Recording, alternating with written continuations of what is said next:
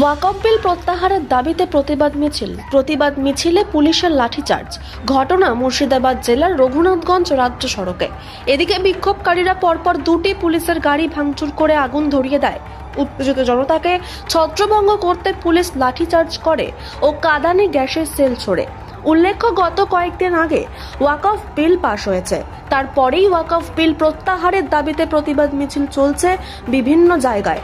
মঙ্গলবার মুর্শিদাবাদ জেলার রঘুনাথগঞ্জ এলাকায় ওয়াকফ বিল প্রত্যাহারের দাবিতে চলছিল পথ অবরোধ, আর তা ঘিরেই রণক্ষেত্রের রূপ নেয়। পুলিশ সূত্রে খবর, অনেক বোঝানোর পরেও যখন পথ অবরোধকারীরা কোনো কথাই মানছিল না, তখন বাধ্য হয়ে পুলিশ লাঠিচার্জ করে এবং অবরোধ তোলার চেষ্টা করে।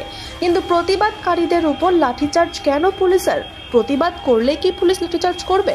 ওয়াকফ বিলের বিরুদ্ধে প্রতিবাদ, সেই কারণে পুলিশের লাঠিচার্জ। আর এই ঘটনায় হিংসা ছড়িয়ে পড়ে রঘুনাথগঞ্জ থেকে জঙ্গিপুর সর্বত্র।